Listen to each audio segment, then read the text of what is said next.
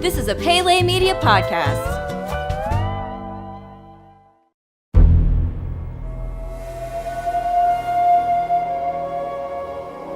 Welcome back to Jurassic Park Minute. Jurassic Park Minute is the fan podcast that chronicles and overanalyzes the classic 1993 film Jurassic Park minute by minute. I'm Kyle.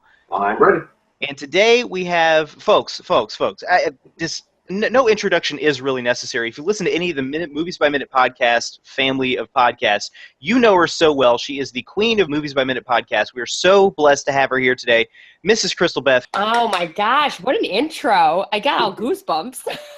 You know, I think I could go on for 30 minutes with all your credentials, and it probably wouldn't do justice to just exactly who it is that you are. But in case we have anybody out there that doesn't listen to, or maybe this is the first Movies by Minute podcast that they've come to, they maybe aren't familiar with you. Can you give us a little bit of a background on who you are and what it is that you do? Oh, of course. So I am a comedian that lives in New York City, and I love movies, and I always have, which is great. And then I was asked to do the Star Wars Minute a while ago, and from that, I've done every Minute podcast that's asked me to do it because I love it so much. And I also host a video game podcast through Cave Comedy Radio Network called Unlimited Lives. And that's super fun because video games are great. And I do stand-up and some improv. And I write, not enough, but I do it. So just started writing 2 pilots, so that's exciting. Really? Oh, yes. wow. Really? That's awesome. Nice. Yeah, so we'll see how those end up going. So Gosh, is who this knows? a pilot for network TV or like a web series, or how much can you get into that? I'm writing them with the idea of them being bought by Netflix.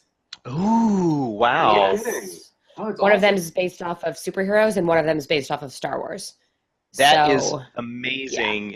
So I'm just listening to some other podcasts last night about, like content creation and whatnot, and it sounds like Netflix, from their, they did some sort of like, I guess, thing where they invited the media recently to kind of tell about like what it is they have coming up for the next year, next couple of years, and it sounds like they're moving to almost a completely Netflix content situation. So it sounds like they are just starving for content over there. They need so much stuff, and that is well, that's amazing. I really look forward to seeing this project when Netflix eventually picks it up, and we have no doubt that they will. So. oh, they will. I mean, Yeah.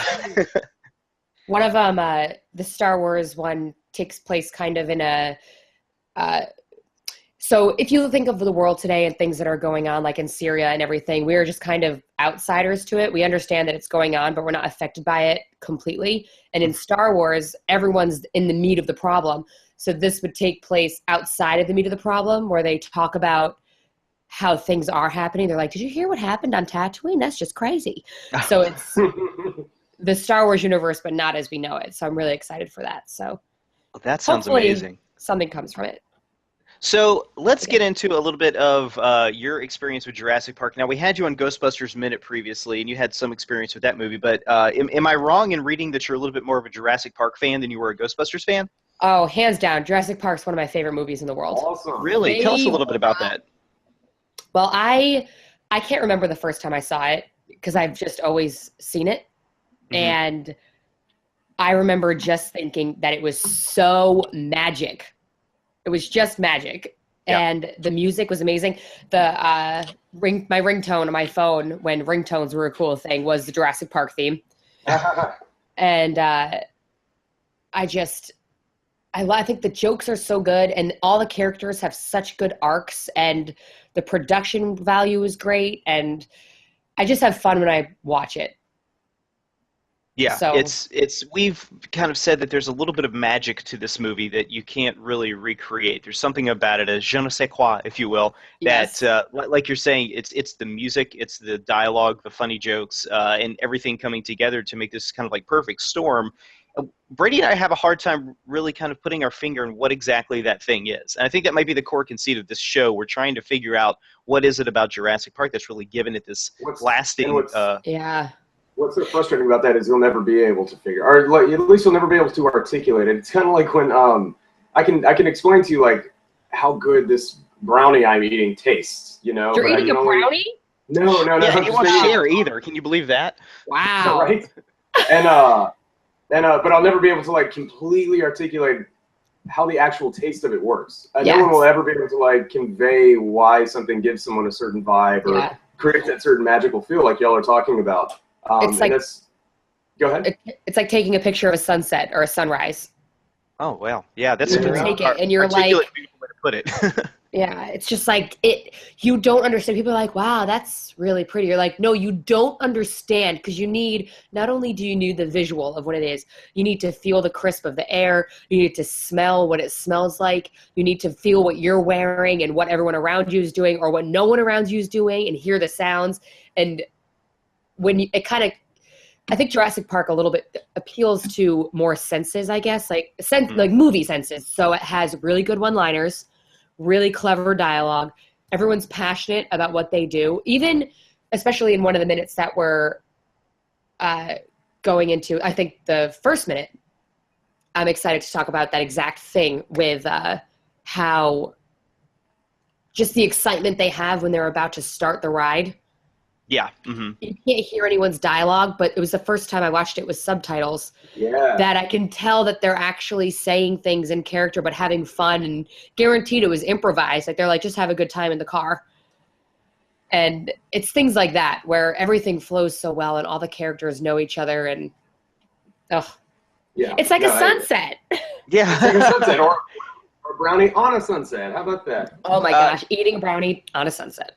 I think that there was a little bit more improv in this movie than maybe we were all led to believe when it originally came out. Brady and I have kind of picked up on some of that, and I think, like you're saying here in the car, these characters aren't they're fine characters. There's nothing about them that's like particularly outstanding, but the way that everybody plays them in the movie, especially like Jeff Goldblum, really did something special with the Ian Malcolm character. And they're so bought into what they are in these characters that, Steven Spielberg could just turn the camera on and be like, all right, we got 5 takes. Give me just an improv one. And just a little dialogue they have going on with each other is completely believable that this is just this crazy situation that might have actually taken place, which, I was a big fan of Michael Crichton's books growing up. And he had a way of making you believe that the Andromeda strain actually happened, even though there was no way on Earth that a space virus could come down and wipe out an entire town and we wouldn't know about it. But when you're reading the book, you're like, oh my God, did I find like secret government documents on this thing they're trying to cover up? Like, it actually happened. So it kind of buys into that whole thing where, like, I believe watching this movie that, yeah, sure, dinosaurs could be cloned from, mosquito DNA. Yeah, that's something that could happen. And then you start looking into the science of it, and it's like, no, not really. That's not how it works. But something we kind of have to address is this dinosaur tail that was discovered. Yeah.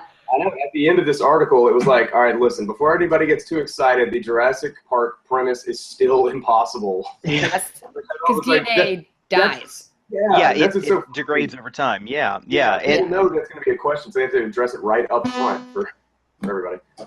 Yeah. Anyway. So that's pretty crazy. But hey, we could sit around and discuss the science of Jurassic Park all day. But do you guys want to go ahead and get into the minute? Let's do it. Oh yeah. All right.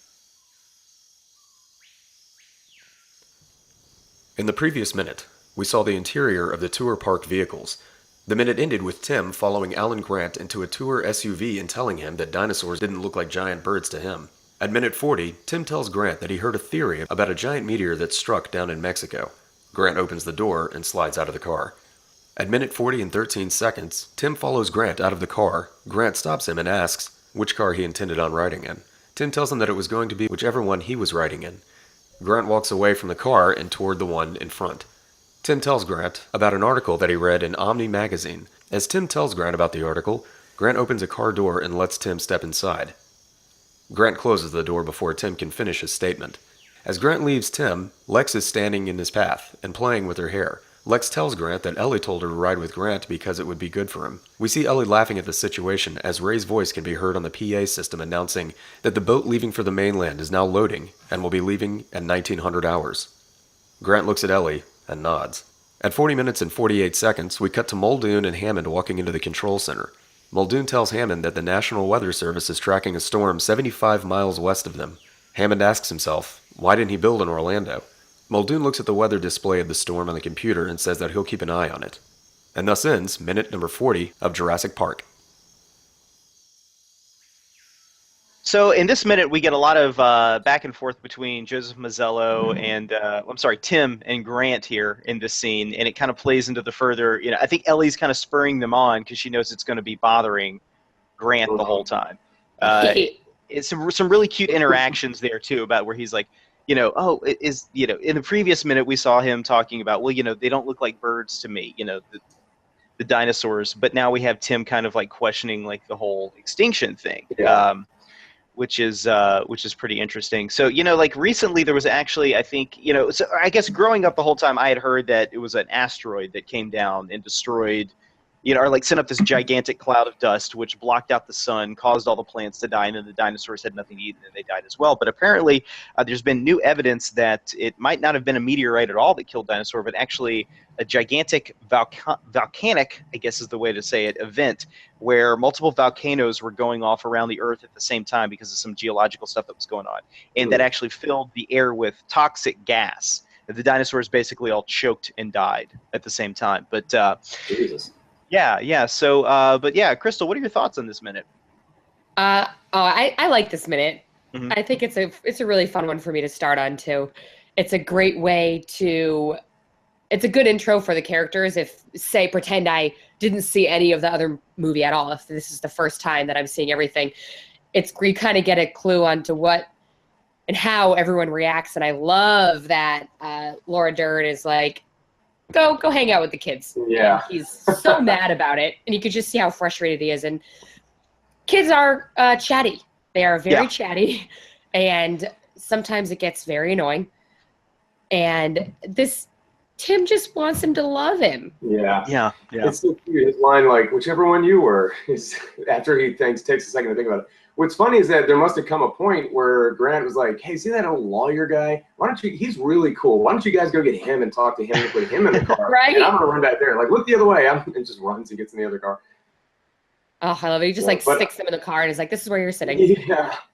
The character interaction too of him closing the door on Tim's face and Tim not stopping what he's doing at all. Tim needs to talk to him as he's walking away. Is just when you're a little kid, you meet like one of your idols like that. You just want to chat their ear off. You think like, oh, this person's here to talk to me now. Yeah. But I'm sorry, Brady, I cut you off. What were you saying? No. I mean, the thing that like really drives home all the adorable moment here is John Williams' music. Mm-hmm. I mean, you're following every bit of it. And then, like we said in the last minute, Steven Spielberg's sense of blocking, of where the camera's going to end up and which actor is going to be following and all this is just so well exemplified in right here in this sequence. So, but I tell you what, Tim does mention a guy named Backer, and that is an actual person. He's a very prolific American paleontologist who is kind of responsible for what they call the dinosaur renaissance that was kind of going on back in the 70s. And a dinosaurance, if you will. Mm-hmm. Yeah, a dinosaurance. There you go. But let's see. And he was also a major advisor for Jurassic Park, along with, as everybody familiar with the movie knows, a guy named Jack Horner, who we'll definitely go into a little bit later. Alan Grant is actually that character is based on Jack Horner. Oh, that's awesome. Yeah, apparently Jack Horner and Robert Backer, for years had a debate on whether or not T-Rex was a hunter or a scavenger. Well, for The Lost World, there is a paleontologist character in that's based on Dr. Backer. His name is Dr. Burke. And it's a pretty funny performance. Well, he ends up getting eaten by the T-Rex, like pulled out of a waterfall. And I remember that part. Yeah. And so apparently Backer wrote Jack Horner a note saying, see, I told you T-Rex was a hunter. That's funny. So I remember this argument for a while. Basically, they were saying that the T-Rex was, I think, because of its arms and everything, it would not have made a good hunter. That it's very difficult for something with a head that size to go and like actually engage in a fight with something that was larger than it. But they were saying that it was more like a giant vulture, I think is what they were getting at, as far as it being a scavenger, that it would go around and basically find the remains of dinosaurs that had died from like a velociraptor attack or, whatever. I don't even know if those were around at the same time. And that was very disappointing to me when I was younger, hearing that this gigantic, awesome-looking dinosaur might actually have been nothing more than just like a rat running around looking for, advantageous situations instead of something I actually go out and hunt. Yeah. Well, what's funny... No, go ahead, Crystal. Sorry. A whole thing with the dinosaurs, and as you get older and they figure things more about dinosaurs, you learn more and more. I I hate that they're more like birds now. Like they've figured out that if dinosaurs were like anything as opposed to them being like reptiles, they were more like a bunch of birds. Can you imagine how annoying that would be to have these big, like, because the way they moved was like birds, and like just picture all different sizes of chickens and doves and parrots and stuff just squawking and yelling at each other and just pooping everywhere. And that's, instead of it being this epic, monstrous, crazy place that we expected when we were growing up, it's actually just a stinky aviary. Yeah. Annoying fowl just pecking at you and getting mad at each other. And so maybe it is a good thing that Jurassic Park could probably never happen, because we'd all just be so disappointed with a bunch of like massive pigeons walking around. You know, as beautiful as birds are, if you just ever like sit in your backyard and like listen to birds chirping, like, oh, this one single bird I have in this backyard that's making this beautiful music, it's fine. If it was an entire planet of nothing but that, like you said, this gigantic aviary of just I mean, birds are gross when you get a lot of them together. Yeah. And they don't all sound good. So you get like the cute songbird, and then all of a sudden you hear Yeah. like that awful sound. Yeah, Dude, I like it. I like it. I wish. Right? That's what I was just going to say. I was like, I wish that the knowledge of dinosaurs stopped at them being like kind of loud lizards. Yeah, so it's like Ian Malcolm. Yeah, it's like Ian Malcolm was saying, like it's science. It's all about, you know, like can I and not should I. It's just keep the bird information to yourself. We want to have it in our imaginations like it was. Right? And then when they found the feather in the sap in the resin. Didn't that just kind of seal the deal? Oh, yeah. I was like, they were birds! No! Jesus. Yeah. Seeing something that's more like a giant dragon in your mind is badass. Seeing it covered in like a beautiful plume of feathers is just like, oh, come on now. Yeah. It's like if I had like a giant alligator with two massive legs running around as opposed to like a peacock chasing me. It's like, come on, man. I will say this, Brady. You and I live in a place where it's not completely uncommon to come across an alligator. Like you and I could both drive about 5 minutes from where we live right now. There's alligator-infested territory. I'm not really scared of those alligators. However, if I go to a lake and there are swans there, you bet your ass I'm running away from the swans as fast as I can. I'm not scared of the giant lizard. I'm scared of the giant angry bird. They're jerks. They are complete jerks. They're jerks. They're jerks, man. And they think that they're bigger than they are, so they're all sassy and they'll fight you, and they run with their wings out, and they have that weird wobble, and I'm doing it in my living room right now. Like, ugh, I hate them. And you live in New York City, where it's just like an epidemic. I mean, you got to walk around these things. I had one slap me in my face the other day. It just to where I was, and it got scared a second too late. And as it flew up in the air, it was like to my face, like not on purpose. It happened to be like, what was that? Were you able to keep your composure during all of that? No, of course not. Yeah. I was like, ah, ah, ah. Just slapping around into the wind. To get back to the minute real quick. So, okay, Lex has this little crush on Grant.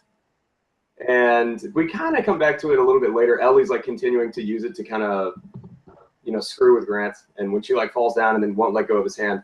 But do they ever really go back to that beyond that? I know it's there to like help Grant's character grow and all that, but the whole crush thing, it seems like they're setting something up and then it just kind of disappears. Which, I mean, where could you take that in this whole scenario? Right.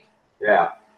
No, that's Jurassic Park 5. He comes back and she's older and they have a a May-December relationship. But I think that once they had the situation with Tyrannosaurus Rex and they're in more of a feral state of survival, there's not really any time for any cute stuff. And Lex's character really doesn't start to grow until she's freaking out because Gennaro left them in the car. After that panic mode.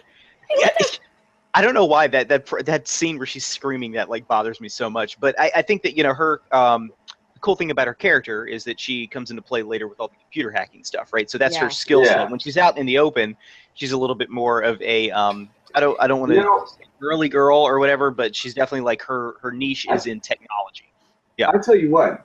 So for all of these people, their primary instinct is just run, duck for cover, and get out. This chick, when they're in the kitchen later, is using all of her wit, all of her immediate ability to just trick that velociraptor into running into her reflection. Looking out for her brother, and then of course she runs and saves him in the fridge and all that. But Yeah, no, she's Yeah. definitely the hero Lex is a in cool the character. back third of this Yes. movie. She's definitely the one kind of Yeah. controlling. You know, like Yeah. she's the one kind of setting up, like trying to help him in the kitchen, like you said. And then when they get to the having to lock the system down, if they didn't have her there, the Velociraptors would have gotten them. So And in the book, it's and I know we're not doing Jurassic Park book minute or whatever, but their ages were reversed, and Lex and that was a little girl who just could not do anything. She's like a really, really, really young character. So it was just kind of someone there to tag along. And whenever they switched the roles, I'm glad that they didn't. yeah, exactly, like in Jurassic World, yeah. Yeah. But anyway, that's all I've got for this minute. Aside from the little quip that he says about I should have built in Orlando, and it's like, listen, if you think bad weather is not a problem there, you got Yeah, right? something wrong. Yeah, I think Yeah. Orlando like does have a lot of Hurricane City. sunshine, but I think it's what on average, if you go to a Disney park like during the summer, it's not is it going to rain today, but like how long is it going to rain for what hours? I mean, they close it every now and then for a hurricane that comes through. So, yeah, it was a very strange line. I remember even being younger and hearing that and be like, no, wait a minute, I know Orlando weather, and that's not right. So, Do you guys have anything else for this minute? no, the Orlando line was pretty much the last for me. We do get a little bit of the scene of the computer control room here where Muldoon walks in with the weather report. So we're kind of start the ticking clock of the weather situation in this minute. And I we've mentioned this on other shows. I'll just say it again. And it'll probably feed in the next few minutes. I really like what they do with the storm here. It's fed to you a little bit early right here when Muldoon comes in and says, well, the National Weather Service says that we've got the storm coming in. We know it's there. We don't really hear about it. They slowly start to pick up on the wind. We don't really, there's a little bit of drizzle or rain. We really don't see it until they're there with that Triceratops in a few minutes. And then it slowly builds. It's a very slow build over the next 10 minutes of this ticking clock that's coming in the background. And then that becomes like really, the element of chaos in this whole thing. Michael Crichton wrote this book to kind of get the idea of chaos theory out there to the general public. And I think it's really personified in the storm. So we're getting the first little inklings of that, like right here. Something bad is coming. It's going to make the situation much, much worse. Yeah, there are a couple of like ticking clocks in this. Nidri with his whole plan is one, and then the storm is definitely one that's, it's not going anywhere. We can try and fix this whole dinosaur thing and run from it, but the storm is something that's really going to just screw everything up. Which screws up Nidri's plan, which would have screwed, he might have like been able to get back and redo all the power in the park or whatever. So the storm is really what sets up all the chaos. Yeah. Mm-hmm. All right. Thank you, Brady. Thanks, Brady. Yeah. All right. Well, we are going to go ahead and wrap today's minute up. But Crystal, you're going to be here with us all week. Is that correct? Oh, yeah. Awesome. So we're very lucky to have you here. Thank you so much for joining us. So, folks, we'll be back tomorrow for minute number 41. So until then, actually, before we go, Crystal, can you just tell people real quick where they can find you on the internet? Sure. You can follow me on Twitter at @TheCrystalBeth and listen to Unlimited Lives podcast. It's Unlimited Lives Radio on iTunes and on twitch.tv/unlimitedlove. And if you want to watch me play video games, it's twitch.tv/Ms. Sparkle Diamond, MS Sparkle Diamond. Oh, and I'm starting my own minute podcast soon, and that's coming out the day after Christmas. Awesome. Yes, I'll be doing the Fifth Element. Yeah, I'm really pumped too. It's really exciting. So I'm doing it with my boyfriend, and we're taking little bits and pieces from all the minute podcasts that we like, and we're just gonna have a good time. We didn't do a series because we wanted to be able to stop if people hate us. Whenever I heard that you were going to be doing one, I was like, it's about time. We got Crystal Beth in here doing one of the Movies by Minutes podcast. So I can't wait, man. It's such part a fun of the group. movie. Yeah, I just wanted to be a part of the cool kids group, so I forced myself to make one. Oh, well, it's going to be awesome. The Fifth Element, it's such a fun film. That's going to be a great podcast. We look forward to that. So that's going to be dropping December 26th, correct? Yep, and you can see it online at thefiftheleminute.com, and Twitter is Fifth Element. Very cool, folks. So look out for that. And, of course, we are huge fans of everything you do. So I'm sure you'll hear more about Fifth Element in the coming weeks, if not from other podcasts, but also from Jurassic Park Minute. So, all right, well, we're going to get out of here. We'll be back tomorrow for minute number 41 with both Crystal and Brady and myself, Kyle, here to remind you, until next time, hold on to your butts.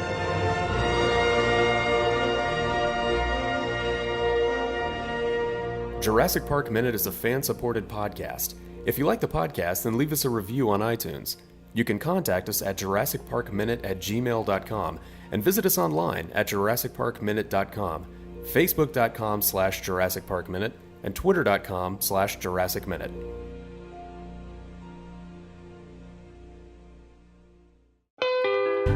You've been listening to a Pele Media podcast. For premium content and exclusive podcasts, visit us at patreon.com/Pele Media. Check us out on Facebook at facebook.com/Pele Media and follow us on Twitter at twitter.com/Pele Media.